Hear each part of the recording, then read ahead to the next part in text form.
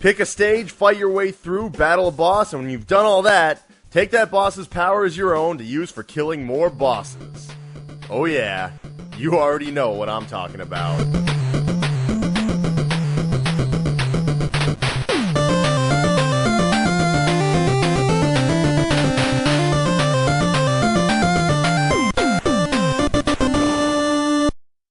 What's up, everybody? Welcome to the next review. Today is kind of a special day because today we're diving into a series of video games that is pretty unbelievably near and dear to me for a whole handful of reasons.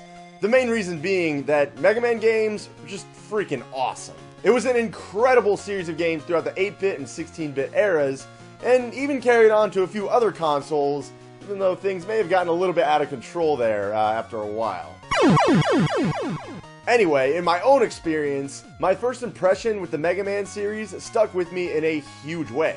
I was only like 5 or 6 years old at the time, but for whatever reason, those games just stuck with me. I don't know if it was the music, the gameplay mechanics, the idea that if you killed a bad guy, you got his power moving forward.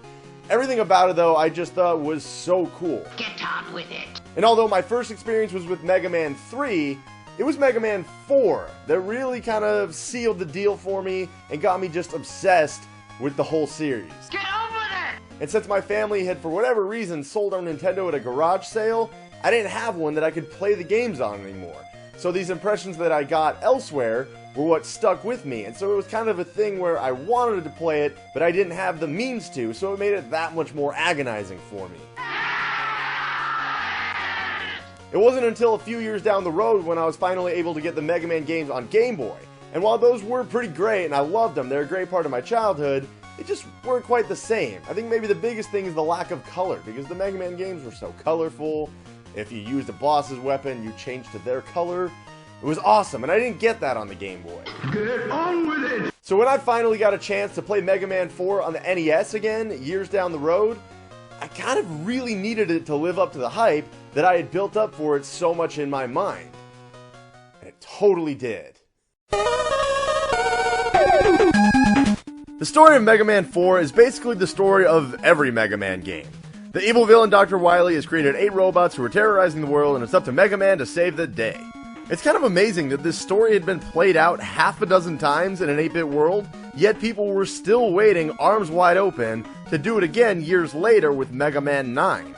Mega Man 4 presents a little bit of a change-up from the first 3, though. The story begins by laying out the backstory of the original Mega Man, where robots designed to serve a purpose to society go rogue, and Rock offers himself up to become a fighting robot, becoming the Blue Bomber we all know and love. After 3 epic battles with Dr. Wily, the world was at peace for a year before another mad scientist named Dr. Cossack unleashed 8 more robots on the world. So obviously, it's up to Mega Man to take on the 8 robot masters and eventually track down and defeat Dr. Cossack. In other words, it's pretty much the same exact story as always, only cross out Dr. Wily and replace it with Dr. Cossack. But, spoiler alert, I'm not ashamed about spoiling an obvious plot twist 23 years after it came out. Dr. Cossack is just a puppet to Dr. Wily, who is obviously the real bad guy. What makes it fun? What makes it fun?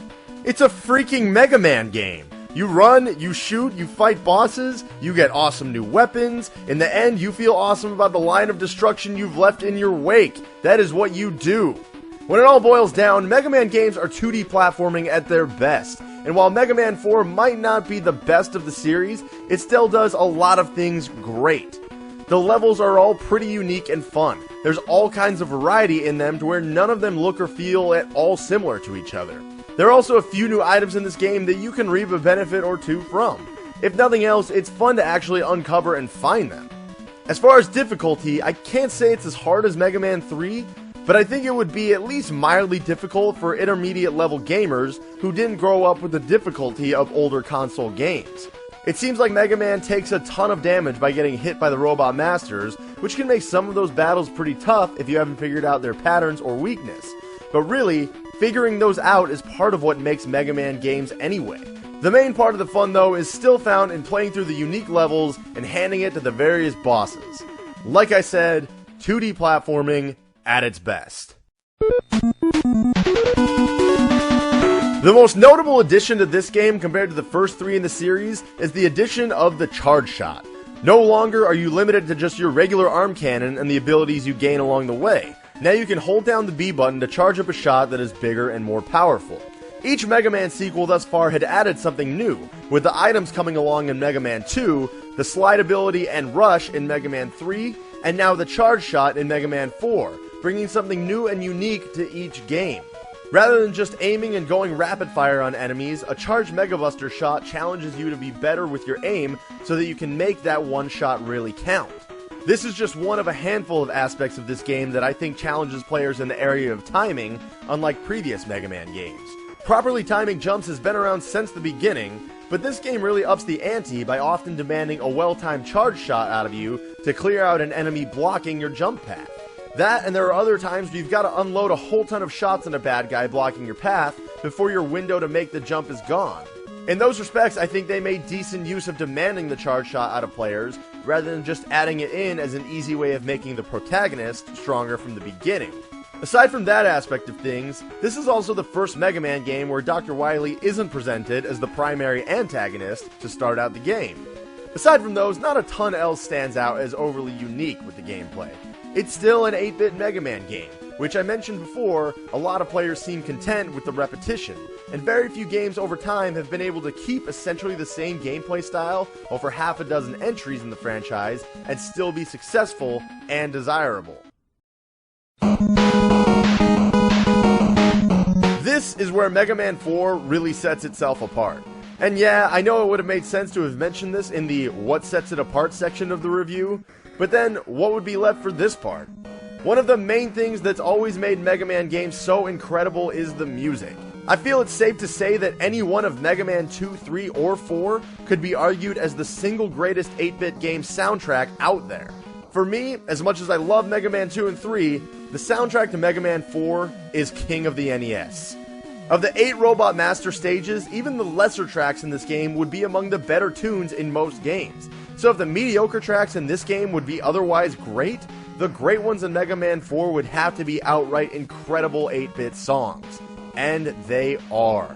Skullman, Brightman, Diveman, Pharaohman, Drillman, and Dustman stages all have phenomenal music. If I were to nitpick anything about the music, it would be for at least one of either the Dr. Cossack or Dr. Wily stages to have something at least near as intense as a lot of the Robot Master stage music, just for the sake of building up some suspense. One thing Mega Man 2 did so perfectly was to have great music in all of its Robot Master stages, but save the best and most epic one for Dr. Wily's first stage. That feeling of knowing you're coming into the home stretch of the game after beating 8 Robot Masters, only to be greeted by the most epic song in the game, was a perfect way to do things. This is something that Mega Man 9 and 10 did really well also, as they saved some of the best for last. While Mega Man 4 has that misstep of not saving any of the epic tracks for the end, the soundtrack is still spectacular.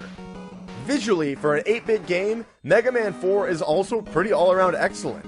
Every setting is very lively with a lot going on at all times, so that no screens in the game feel dull and boring. The bosses look as good as they ever have in this game too, but that's something everyone should have expected out of Mega Man by the 4th game in an already stellar series. While the first Mega Man is great and the second one is damn near perfect, there are times in them where the setting is a bit bland and there isn't much going on for a lengthy stretch of running or climbing.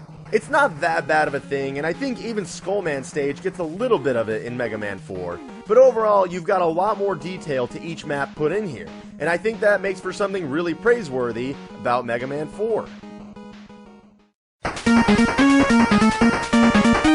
Talking about nostalgia with Mega Man 4 might not even be fair, especially since I've always gotten a huge thrill out of the music in video games. So for me, most of these songs have been burned into my mind since I first saw this game as a little kid.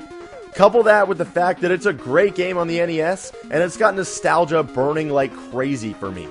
Mega Man 3 was the first brief taste I got of the legacy carved out by the Blue Bomber, but Mega Man 4 was what clinched it in my mind. There isn't a ton in the area of exploration in this game, but there are a few little side routes that you can take to get certain items or power-ups. When it comes to getting the balloon or wire adapters, you gotta take those small little leaps of faith just to go see what's over that pit, or if there's anything other than certain death down that hole. And when you take that little shot of exploring there and find an actual power-up, that's pretty cool.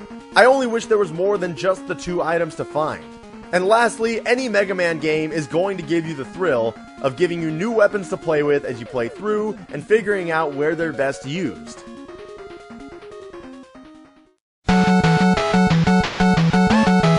While it may have been a release that came sort of down the home stretch of the cycle of the Nintendo Entertainment System, as well as viewed by a handful of people as maybe a small step back in the series, I think Mega Man 4 is still a classic. I will admit, the Dr. Cossack stages to me aren't very fun, which really sucks because I think all 8 Robot Master stages are great. The Dr. Cossack stages just seem like they mailed it in with everything else that made this game good, and the bosses on them are again just meh. They're still a bit challenging at times, and I guess for the sake of story, you had to have them in there, but by this point in the series, I would hope that they would offer something at least a tiny bit unique about these later stages, and that's just not the case. Plus, there are too many Cossack stages. Give me 2 good stages before the reveal that Cossack was a pawn, and then maybe 3 Dr. Wily stages. Don't hit me with nearly 10 more stages after the Robot Masters, especially if they're going to just half-ass a few of them. To put it plainly, I think this game starts very strong, incredibly strong even. But agreeing with some of the criticism out there, it does finish a little bit flat. Putting aside any criticisms, when I look at this game, I see a handful of great level designs, an incredible soundtrack, a few little areas to explore, and really aside from a few missteps in the ending stages, an overall pretty great game. The addition of the charge shot is something that's been in almost every Mega Man game since this one, and Mega Man 4 is the one that blazed that trail. When compared to Mega Man 2 and 3, I think Mega Man 4 is just about on their level, not quite.